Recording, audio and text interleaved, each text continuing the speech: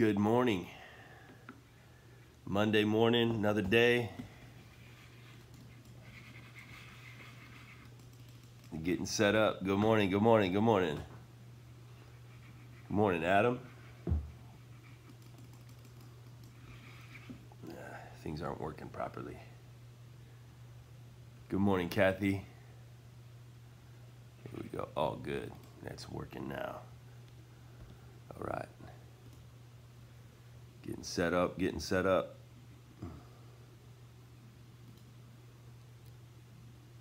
Good morning, Christy. Good morning, Darren and Estelle.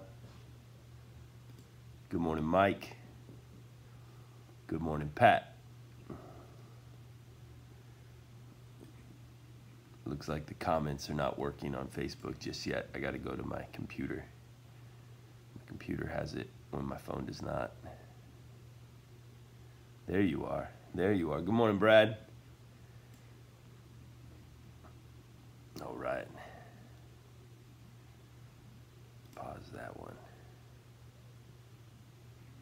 All right. How you guys doing? How was church? How was Sunday? We had a good time. Always have a good time. Busy Sunday. Basketball banquet. My son flew in he was in Phoenix with his grandparents, and he flew in. What else did we do? Just seemed like we were running all day. Oh, meeting for our Haiti trip coming up. So I'll be here this week. I'll be here today, tomorrow, Wednesday, probably Thursday. So we'll be here all those days. We're flying out Thursday night. So I'll probably be here through Thursday, and then we'll be about a week. I won't be here. I'll be in Haiti from Thursday. I think we get back Wednesday or Thursday, so I probably won't be back on until maybe Friday morning. So yeah, that's all going on. I was just gonna wait for a second, see if anybody else is coming on. Everything working okay? Let me know. Send me a comment. Say, hey, it's working or it's not working. Just real quick. Everything was working good. Everything was popping up and changing, but all of a sudden everything stopped. So I just want to make sure you guys are getting it. So give me a comment over here. I'll read it, and then I'll know that we're good to move forward. Anybody? Anybody? See, that's my problem. All good on YouTube. Good, good. YouTube's working well. Oh, come on, mouse. Come on, mouse.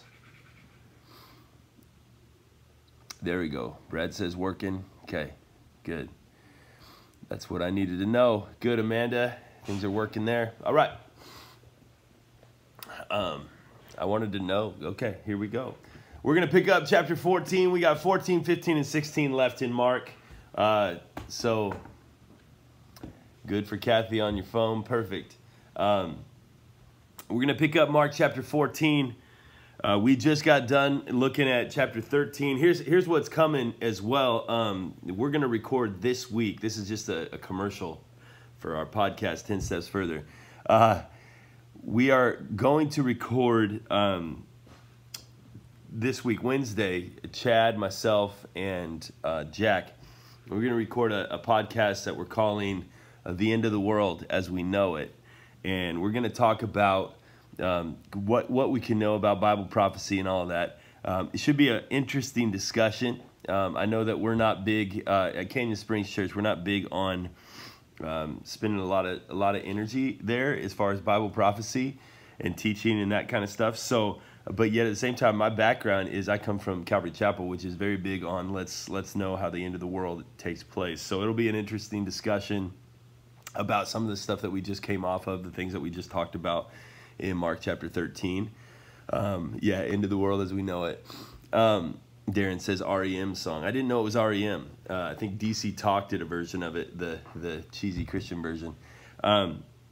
So that's coming up. We're just going to record it. we just want wisdom when it comes to that kind of stuff. I tend to, well, we'll see. We'll see. That's my commercial. It's coming. Let's pray.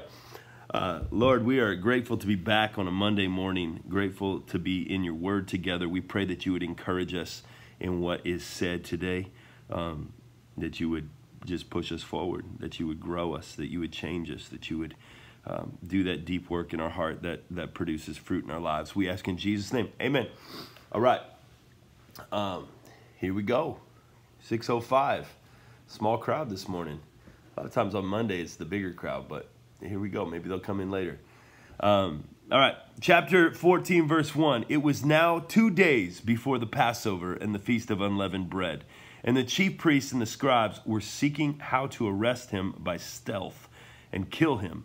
For they said, not during the feast, lest there should be an uproar from the people.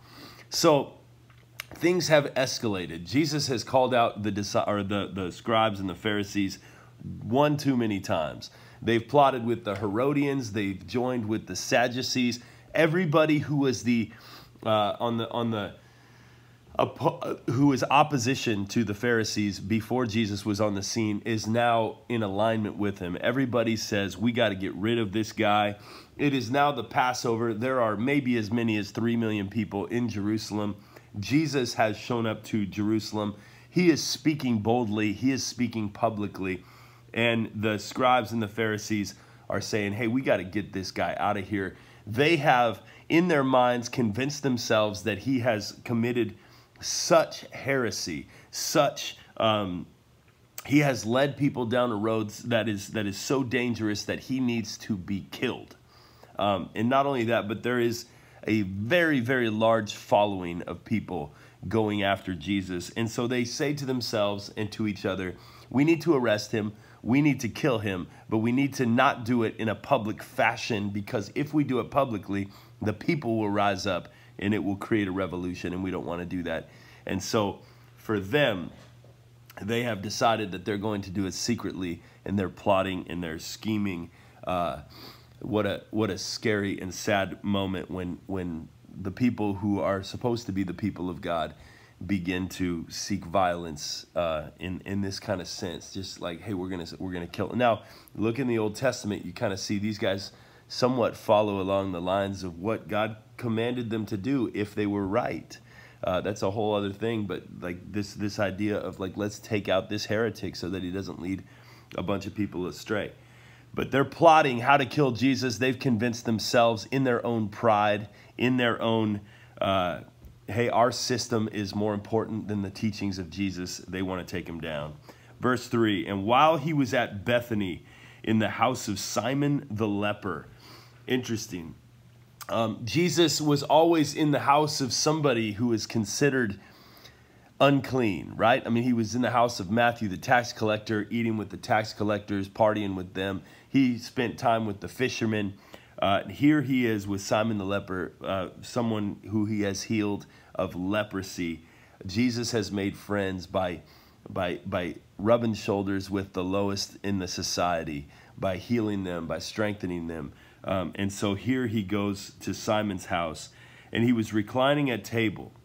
A woman came with an alabaster flask of ointment of pure nard, very costly, and she broke the flask and poured it over his head. So this woman comes in. This woman, Mary, comes in.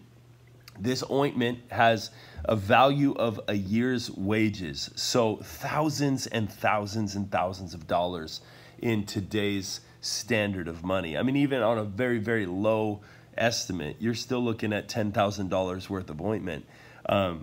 This is if it's the standard of living for these people was very low. So you're looking at thousands of dollars in this costly ointment. And she breaks it and she pours it over his head. This act of worship, this act of, I'm going to give my all to you. Now, this story, one of my favorite stories, truly, I love this story. I love these pictures where we read these stories of worship because they don't really register in our minds. I mean, for me, I'm just like, wait, what? Like, I feel like I'm more side with the ones who are going to be upset about this, because just naturally, I mean, if somebody, I guess it would be like this. It would be somebody coming into your worship setting, you know, and there's all kinds of needs. There's all kinds of desperation in your midst, right? There's all kinds of, there's poverty, there's hunger, there's ministry needs. How do we push forward our work? How do we fund our missions? How do we get our synagogues built? What about the widows in our community who need money to just put food on the table? What about the guy who's out there starting his business and he's struggling and he's a brother in the Lord? He's pushing forward. There's all kinds of needs. And so this picture this, because you're going to side with me and the disciples who get mad. You're not going to side with Jesus, and you're not going to side with this woman. So imagine then somebody comes into the midst. You're all worshiping together, and they come in with a briefcase full of cash. And you're kind of excited. You're like, well, I know what that is. That's got some serious value. And they bring it up into the middle of the room, and they set the cash on the ground, and they pour gasoline on it, and they light it on fire, and in worship of God in that moment. I mean, kind of that's the picture that's in the mind of these disciples. They just light it on fire. I'm worshiping God by burning money in the middle of the room. That's what just that in the minds of the disciples, that's what happened. They're not interested in the fragrance of the room. They're interested in, like, do you know how much that is worth?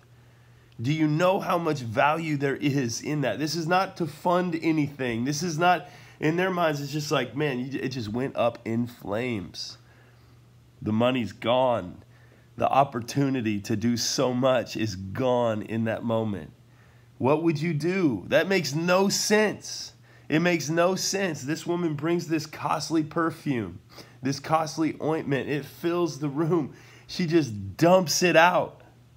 I mean, truly, if you just wanted the room to smell better, if you just wanted Jesus to smell better, you didn't need to dump the whole thing out.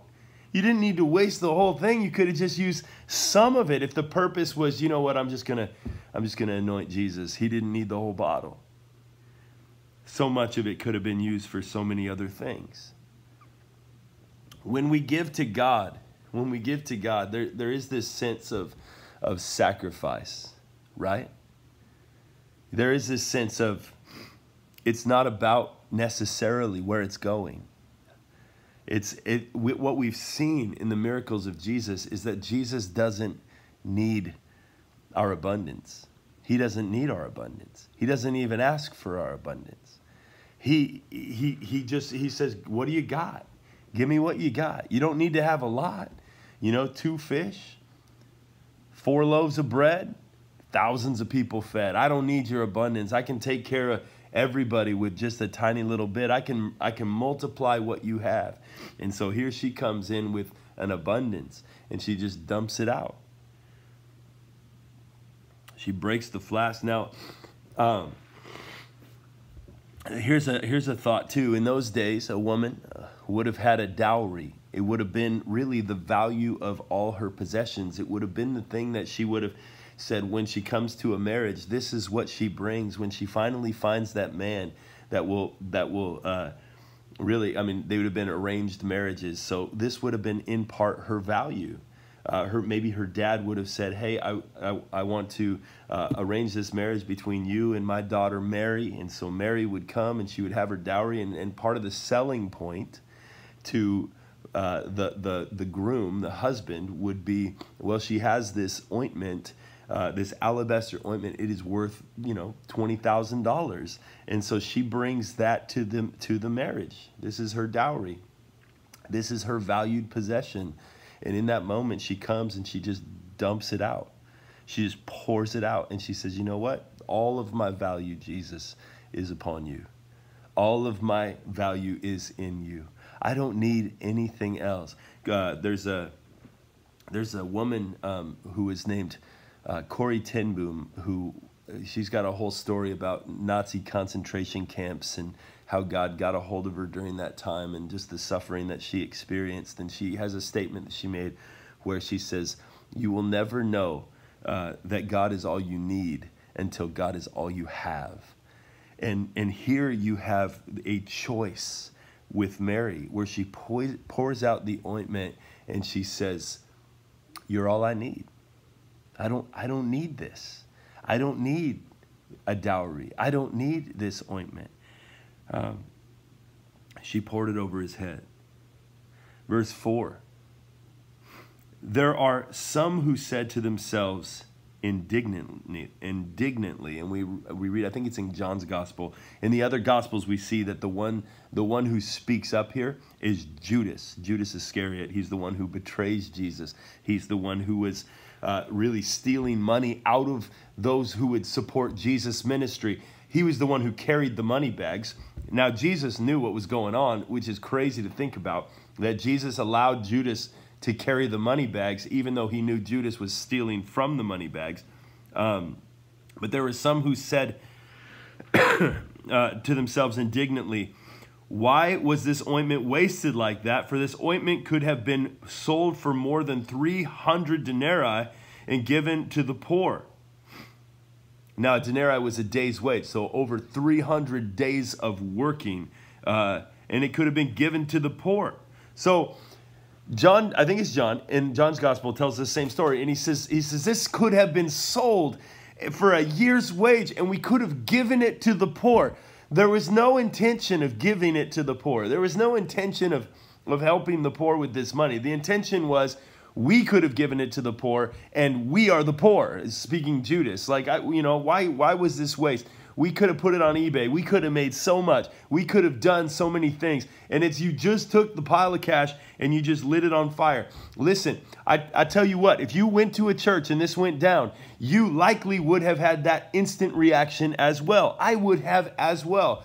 What is going on with this worship? This is inappropriate worship. Why would God give you something so awesome and then you just waste it? This tweaks my mind.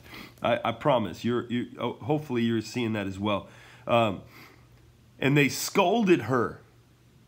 Like, what are you doing, you stupid woman? Verse 6, Jesus said, "Leave her alone." I would have loved to hear the tone in that moment of Jesus. I love when Jesus defends people with passion. I love that. When he rises up. He's just driven out money changers just days before. This is Jesus rising up to her defense, and he says, "Leave her alone. Leave her alone." Even on his disciples, he turns against them in this moment and defends her. "Leave her alone. Why do you trouble her? She has done a beautiful thing for me. For you always have the poor with you." That's a big statement. Man, we want to live in a world where we just eliminate poverty altogether. But Jesus saying right here, listen, we're not going to eliminate poverty. That's never going to happen. We can always be engaged in that battle of poverty. We can always be trying to help people out. We can always be willing to serve people and bless people. But we're never going to live in a world where there is no poverty, because there's two main problems. Number one, people are greedy. We could probably, with the amount of resources in the world, we could eliminate poverty, but truly people are greedy. I'm greedy. You're greedy. We could balance the scales, right? We could. I could just say, you know what? There's somebody who has half as much as I do, so I'll give some of what I have to them, and then they'll have more, I'll have less, and we'll all be on the same page. There are people who have more than me, and they could do the same thing. You got, your Bill Gates of the world and your Mark Zuckerbergs of the world. These guys could balance the scales pretty easily, but they're not going to balance the scales. Like, why would you not drive a Ferrari and live in a 20,000 square foot house when you can do that, right? Hey, they can give a little bit and then help a little bit here and there, but truly we could. Here's the thing. I live in San Diego. 30 minutes from here is Mexico. Okay, we live in a city of massive abundance. 30 minutes away, there's people in massive poverty. And so what do? We could balance the scales. But no, we're not going to balance the scales. We're going to build a wall between us and them and not let them, that's the world we live in. Yes, that's one reason why. That is one reason why poverty will always be there. Another reason is this, and this is what some of you are instantly in your mind, this is where you're going, because there are always going to be people who are just lazy. There's always going to be people who are going to just be like, I don't want to work. I'd rather stand on the side of the road asking for other people to give stuff to me. I don't want to contribute to society. I just want to play video games all day in my basement. Now, I want to play video games all day in my mom's basement. There's always going to be those kind of people. There's always going to be desperate need. There's always going to be people suppressed by a system, born into poverty, struggling to get out. There's going to be single moms in the world who got 3 kids and they're trying to put themselves through school and they're trying to get out of the system. They're trying to get out of the poverty situation. It's going to be there. The problem is in the hearts of men. It's always going to be an issue. Yes, we should engage in it.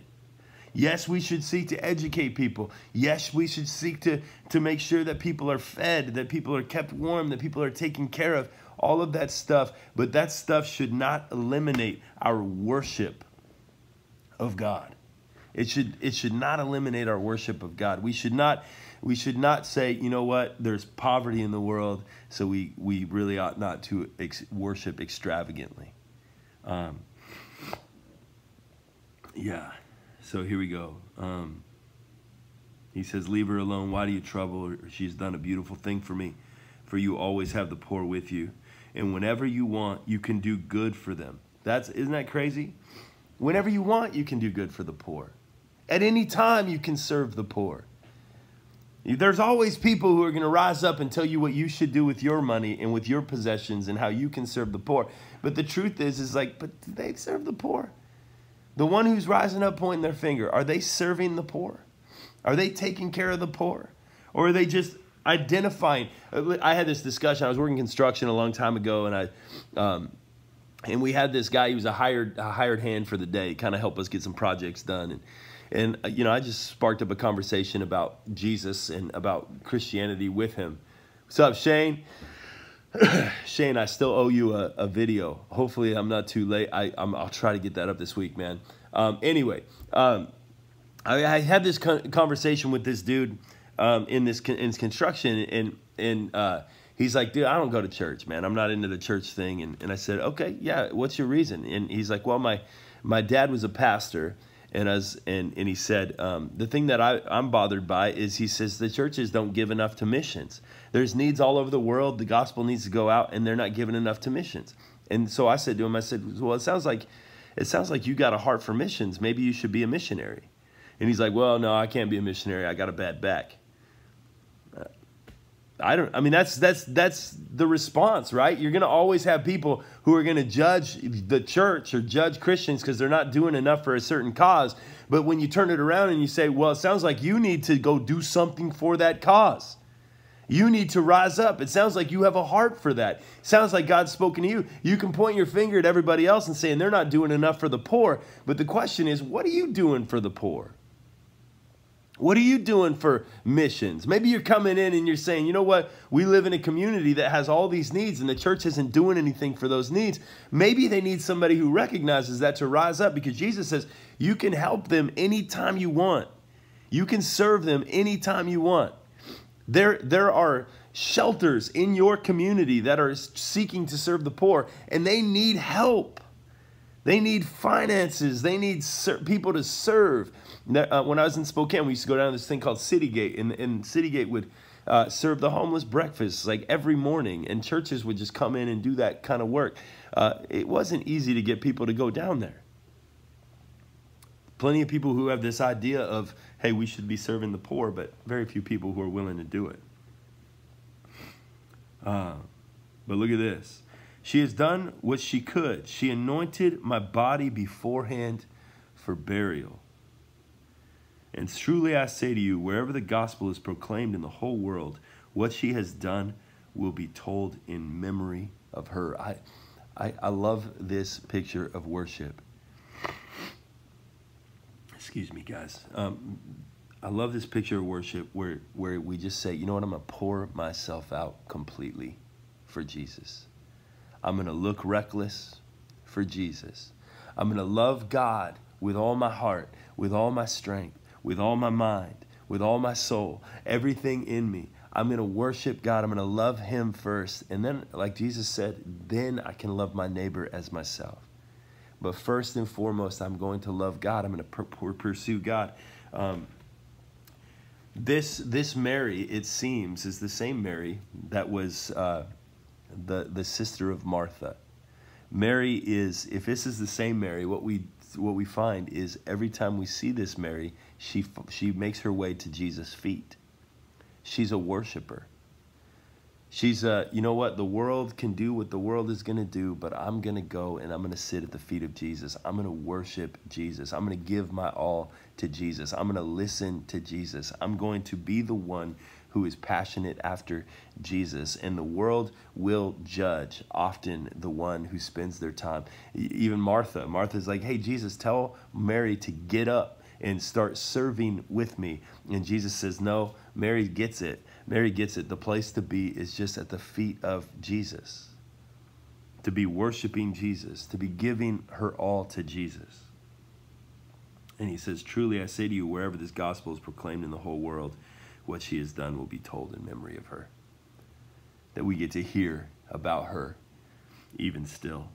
We're going to look at just a couple more verses here, just two more. Then Judas Iscariot, who is one of the 12, went to the chief priests in order to betray him to them. And when they heard it, they were glad and promised to give him money. And he sought an opportunity to betray him. So this seems to be the breaking point for Judas. Judas realizes, man, we're never going to get ahead following this Jesus guy. We're never going to get a big enough paycheck. This ministry is never going to support all 12 of us. This is never going to work out in our favor. And it's this moment where Judas starts recognizing, listen, Jesus is not very good with money. Jesus is never, we're always going to be these poor dudes with no building, no homes, no nothing, just following Jesus around. This is never going to go our way. Man, there's a price on Jesus' head. I'm going to go ahead and turn him in. We had the opportunity to, in a moment, have a year's wage, and it was dumped out and poured on Jesus' head for no reason. Man, I'm going to go ahead and betray him. So Judas, in this moment, this wasteful worship seems to be the stumbling block for Judas. Not a worshiper, but he's in it as a career. This is a career ministry guy. And he's recognizing, listen, this is not the career for me. This is not going to go my way.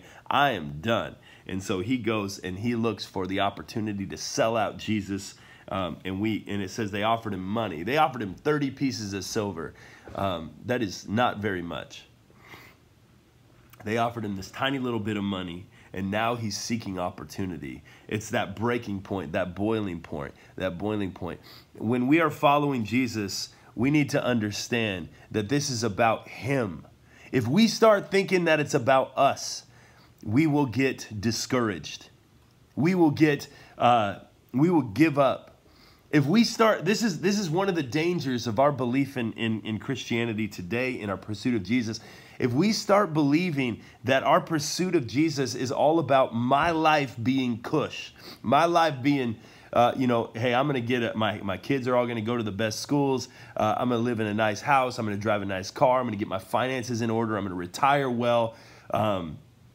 Everybody's going to like me. My marriage is going to be perfect. If we start thinking that our following Jesus is all about my life being better, then we are going to be upset, because the truth is there were many, even in the days of Jesus, who when they followed Jesus, their lives fell apart.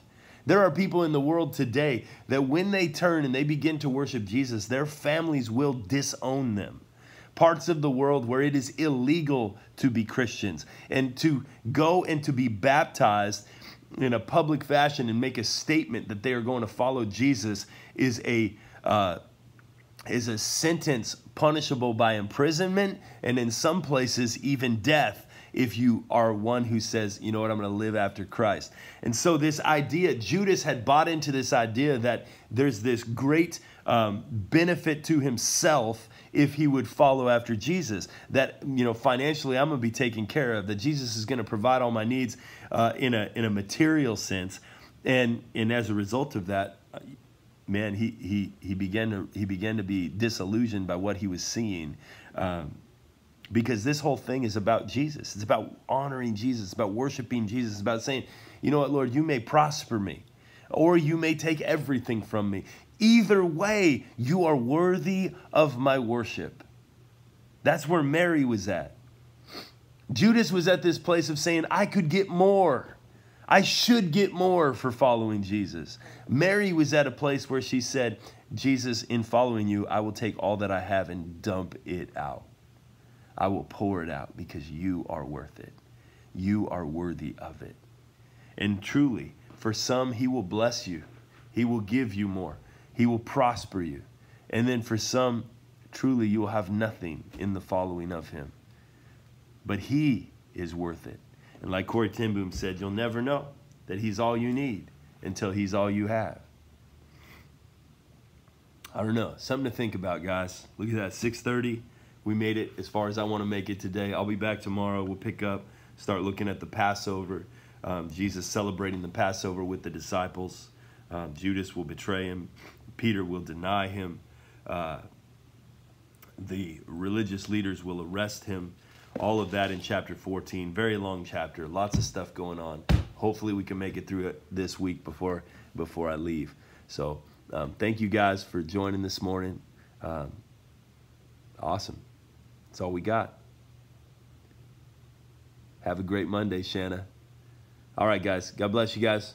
We'll see you tomorrow.